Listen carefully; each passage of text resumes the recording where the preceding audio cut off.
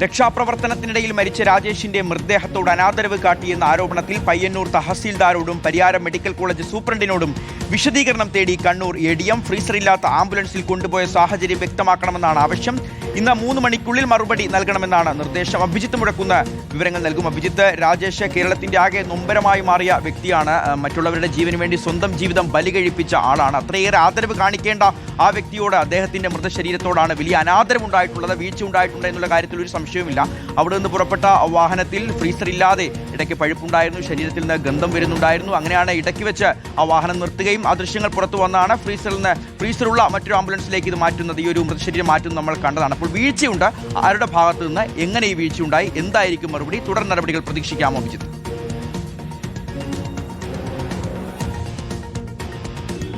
ഷിഹാസ്, തീർച്ചയായും വലിയൊരു വീഴ്ച തന്നെ ഉണ്ടായി എന്നുള്ള കാര്യത്തിൽ യാതൊരു സംശയവുമില്ല. തുടർ നടപടികളും എന്തായാലും ഉണ്ടാവുകയും ചെയ്യും. അതിന്റെ ദൃശ്യങ്ങൾ ഷിഹാസ് സൂചിപ്പിച്ചതുപോലെ തന്നെ ചാവക്കാട്ട് വെച്ച് മൃതദേഹം മറ്റൊരു ആംബുലൻസിൽ കയറ്റി കൊണ്ടുപോകുന്ന ദൃശ്യങ്ങളൊക്കെ പുറത്തു വരികയും ചെയ്തതാണ്. ഏതായാലും കുടുംബം ഒരു ആരോപണം ഉന്നയിച്ചതിന് പിന്നാലെയാണ് ജില്ലാ കലക്ടർ അന്വേഷണത്തിന് ഉത്തരവിട്ടത്.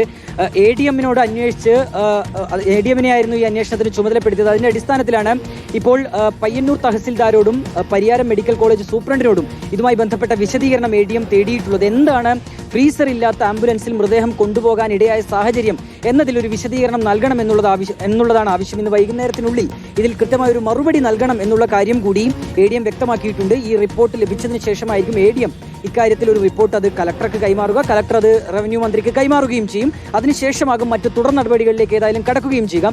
ഇതിൽ ഏറ്റവും പ്രധാനപ്പെട്ട കാര്യം ഷിഹാസ്, അവിടെ ഒരു വീഴ്ച സംഭവിച്ചു എന്നുള്ളത് തന്നെയാണ്. ശനിയാഴ്ചയാണ് രാജേഷിനെ കാണാതാകുന്നത്. പിന്നാലെ ചൊവ്വാഴ്ച രാജേഷിന് മൃതദേഹം ലഭിക്കുന്നു. അന്ന് രാത്രി തന്നെ പോസ്റ്റ്മോർട്ടം പൂർത്തിയാക്കി മൃതദേഹം തിരുവനന്തപുരത്തേക്ക് കൊണ്ടുപോവുകയാണ്.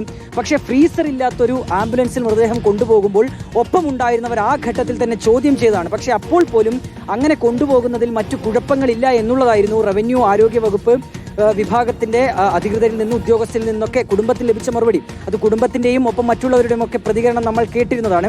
ആ സമയത്ത് അവിടെ ഉണ്ടായിരുന്ന മെഡിക്കൽ കോളേജ് അധികൃതർ ആ രീതിയിലുള്ള ഒരു വിശദീകരണമാണ് റവന്യൂ വകുപ്പിന് നൽകിയത് എന്ന് പറയുന്നു. അതായത് ഇതര സംസ്ഥാനങ്ങളിലേക്കൊക്കെ ഇങ്ങനെ മൃതദേഹം കൊണ്ടുപോകാറുണ്ട്, അപ്പോഴൊന്നും ഫ്രീസർ ഇല്ലാത്ത ആംബുലൻസ് ഉപയോഗിക്കുകയും ചെയ്തിട്ടുണ്ട്. അതിനാൽ തന്നെ പ്രശ്നങ്ങളില്ല എന്നുള്ളതായിരുന്നു മെഡിക്കൽ കോളേജ് അധികൃതരിൽ നിന്ന് ലഭിച്ച മറുപടി എന്ന് തഹസിൽദാർ പറയുന്നു. പക്ഷേ അപ്പോഴും ആലോചിക്കേണ്ട ഒരു കാര്യം, കണ്ണൂരിൽ നിന്നും തിരുവനന്തപുരത്തേക്ക് അങ്ങനെ ഒരു മൃതദേഹം കൊണ്ടുപോകുമ്പോൾ ഏതാണ്ട് 10-16 മണിക്കൂറുകൾ എടുക്കും. അത്രയും സമയം എങ്ങനെയാണ് ഒരു മൃതദേഹം ഫ്രീസർ ഉപയോഗിക്കാതെ കൊണ്ടുപോവുക എന്നുള്ളതാണ്. കോഴിക്കോട് കഴിയുമ്പോഴേക്കും മൃതദേഹത്തിൽ നിന്ന് ദുർഗന്ധം വരുന്നു. പിന്നാലെ ചാവക്കാട് വെച്ച് ഈ മൃതദേഹം മറ്റൊരു ആംബുലൻസിൽ കയറ്റി കൊണ്ടുപോവുകയാണ്.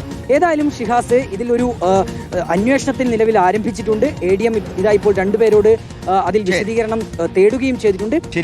ശക്തമായ നടപടിയാണ് ഉണ്ടാവേണ്ടത്. കാരണം അധികൃതരുടെ ഭാഗത്തു നിന്ന് പ്രകടമായ വലിയ വീഴ്ചയാണ് സംഭവിച്ചിട്ടുള്ളത്. ഇത്തരം വീഴ്ചകൾ ഇനി ആവർത്തിക്കാതിരിക്കുക എന്നുള്ളതും വളരെ അത്യാവശ്യമാണ്.